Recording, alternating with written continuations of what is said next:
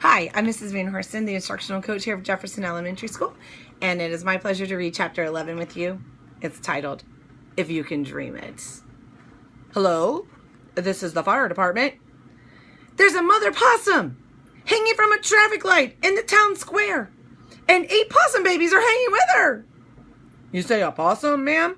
Not just any possum, a mama possum. Silence. We don't usually do possums, ma'am. Well, she's about 20 feet up, and we've got cars honking and children crying for a firefighter to come to the rescue. Why did you become a firefighter anyway if you're not going to go rescue a possum family 20 feet up? Silence. Ring the bell, mister! Ring the bell! We got a crisis here! All right, ma'am. Ringing the bell, ma'am. And the firehouse bell rang loud and clear, and all the firefighters in the firehouse jumped on the ladder truck, and away they went. Henrietta, so far, had done superbly, and her 8 children, too. While the firefighters were heading for the town square, Robbie the raccoon was lifting up an attic door inside the firehouse, sliding down the fire pole, and grabbing a biscuit off the dinner table on his way to the front door. He lifted the latch, and Conroy stepped in. "Where's the dog?" asked Conroy. "In the office over there," Robbie pointed. "He's sleeping." "Not for long," said Conroy, grinning. "Good luck," said Robbie on his way out. Conroy walked across the firehouse floor into the office. He jumped on top of a file cabinet. "Meow," he said. "Bark, bark, bark, bark, bark, bark, bark, bark, bark, bark, bark, bark, bark." "Wanna play tag?" Conroy asked when the Dalmatian stopped barking to take a breath. "I'm it." And Conroy leaped over the dog's head and ran toward the open door. In 9 seconds, just as Herman had calculated, the Dalmatian was out of the firehouse and Conroy was up a tree. "Meow, meow, meow," said Conroy for effect. "Bark, bark, bark, bark, bark, bark, bark." "Hurry," said Kona, coming from behind the firehouse with Stumpy and her children. "Hurry inside." Stumpy and the children ran inside the firehouse and hopped onto the tank truck, while Kona went off to contribute to the Dalmatian agitation. Stumpy took a look at the water tank plug. Twist, twist, snap, lift. 4 seconds flat. A box of 400 straws was strapped to the top with a rubber band, and Bottom had his arms around the big ball of chewing gum Morton had dropped off that morning.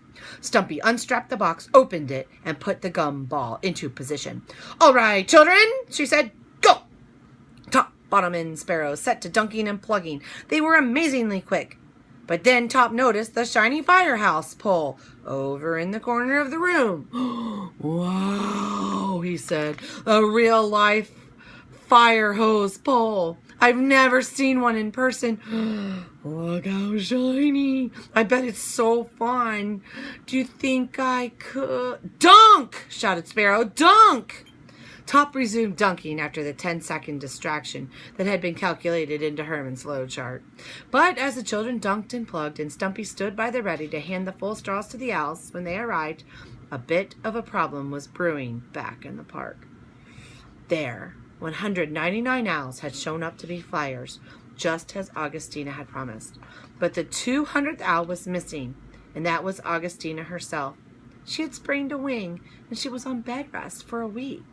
And no Augustina meant no teamwork. A group of owls is called a parliament for a good reason. They rely on a leader to give them direction. Without a leader, they tended to argue, even brawl. A parliament is a brawl. A parliament in a brawl is a disaster. Nothing gets done, and everybody ends up looking scruffy. So, Gooseberry Park, 199 owls were huffing and puffing about the right way to organize the flying, in a straight line, or in ranks of 7, or in pairs of 2, or in a pyramid style. And the seconds that Herman had so carefully calculated were ticking away. Because naturally, every owl has his opinion, and he voiced it quite rudely, and a few owls even started to shove and push a bit. And when all this occurred, just as Kona had anticipated it might, the worst possible result happened. The owls became demotivated.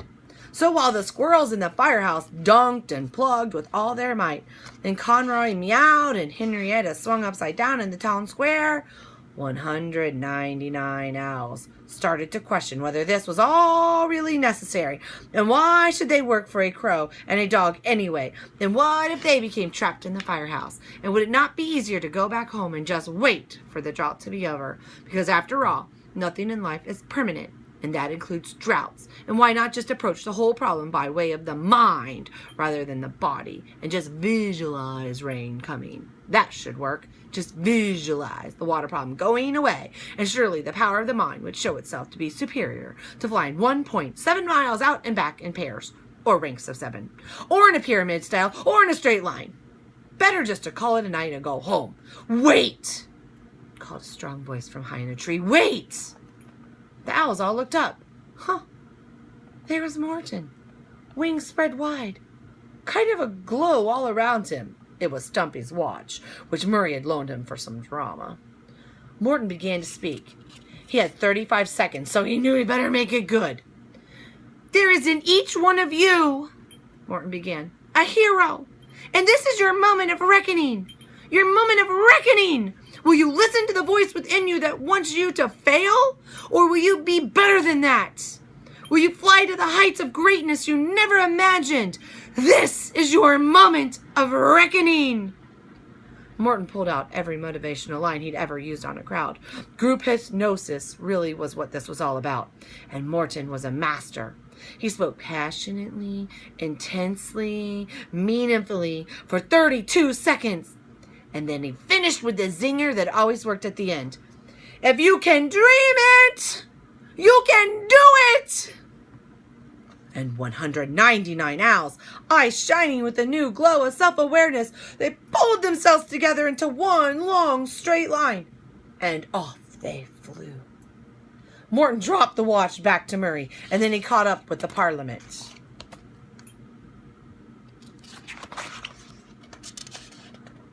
The owls were short, one set of toes, and Morton could carry 2 straws as well as Augustina could have done.